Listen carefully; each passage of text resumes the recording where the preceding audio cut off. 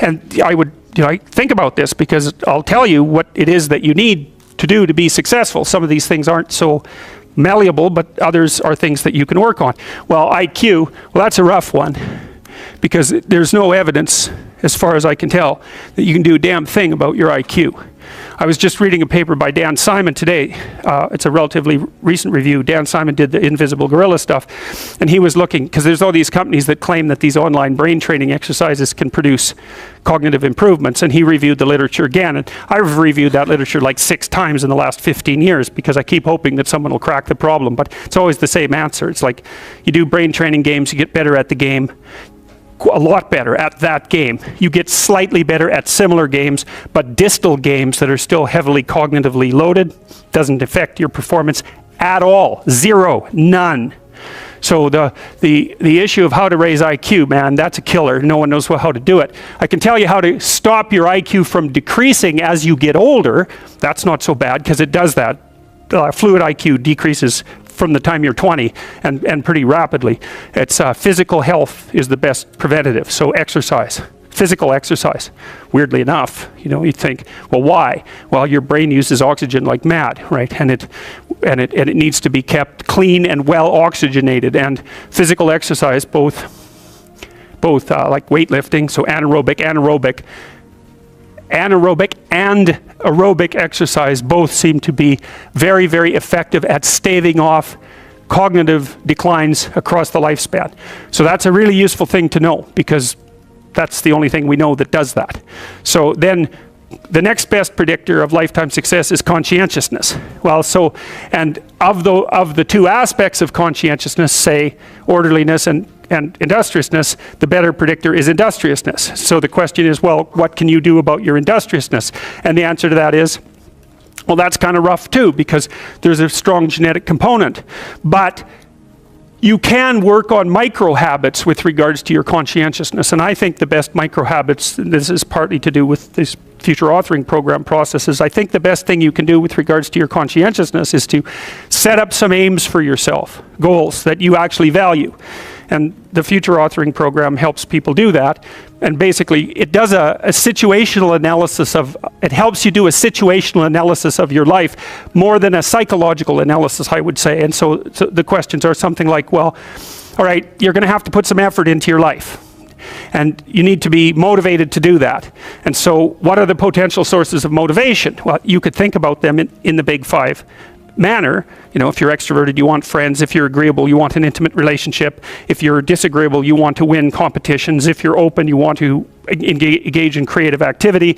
If you're high in neuroticism, you want security. Okay, so those are all sources of potential motivation that you could draw on, that you could tailor to your own, your own personality. But then there are dimensions that you want to consider your life across. And so we ask people about, well, if you could have your life the way you wanted it in 3 to 5 years, if you were taking care of yourself properly, what would you want from your friendships? What would you want from your intimate relationship? How would you like to structure your family? What do you want for your career? Well, how are you going to use your time outside of your job? And how are you going to regulate your mental and physical health, and maybe also your drug and alcohol use? Because that's a good place to auger down, because alcoholism, for example, wipes out, 5 to 10% of people. So you want to keep that under control.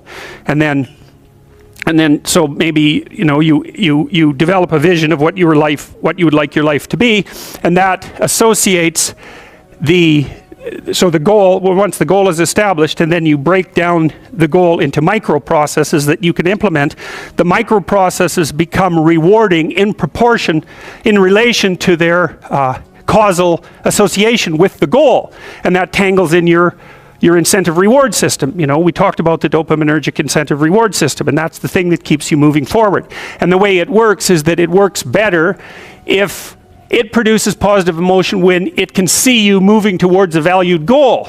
Okay, well, what's the implication of that? Better have a valued goal, because otherwise you can't get any positive motivation working out. And so the more valuable the goal, in principle, the more the micro processes associated with that goal start to take on a positive charge. And so what that means is, well, you get up in the morning and you're excited about the day. You're ready to go. And so as far as I can tell, what you do is you specify your long-term ideal. Maybe you also specify a place you want to stay the hell away from, so that you're terrified to fail as well as excited about succeeding, because that's also useful. You specify your goal. You do that in some sense as a unique individual. You want to specify goals that make you say, oh, if that could happen as a consequence of my efforts, it would clearly be worthwhile. Because the question always is, why do something? Because doing nothing is easy. You just sit there and you don't do anything. That's real easy. The question is, why would you ever do anything? And the answer to that has to be because you've determined by some means that it's worthwhile. And then the next question might be, well, where should you look for worthwhile things? And one would be, well, you could consult your own temperament. And the other would be, well, you kind of look at what it is that people accrue that's valuable across the lifespan. So you do a structural analysis of the subcomponents of human existence, and already did that. You need a family, you need friends. Like, you don't need to have all these things, but you better have most of them. Family, friends, career, educational goals, plans for, time outside of work, attention to your mental and physical health, etc. That's what life is about. And if you don't have any of those things, well, then all you've got left is misery and suffering. So that's a bad deal for you. So once you set up that goal structure, let's say, and that's really in many ways that's what you should be doing at university. That's exactly what you should be doing, is trying to figure out who it is that you're trying to be, right? And you aim at that, and then you use everything you learn as a means of building that person that you want to be. And I really mean want to be. I don't mean should be, even those things are going to overlap. And it's important to distinguish between those, because that's partly, and this is back down to the micro-routine analysis. So as I was saying, well, you're going to try to make yourself more industrious. Okay, number one, specify your damn goals, because how are you going to hit something if you don't know what it is? That isn't going to happen. And often people won't specify their goals too, because they don't like to specify conditions for failure. So if you keep yourself all vague and foggy, which is real easy, because that's just a matter of not doing as well, then you don't know when you fail. And people might say, well, I really don't want to know when I fail because that's painful. So I'll keep myself blind about when I fail. That's fine, except you'll fail all the time then. You just won't know it until you've failed so badly that you're done. And that can easily happen by the time you're 40. So I would recommend that you don't let that happen. So that's willful blindness, right? You could have known, but you chose not to.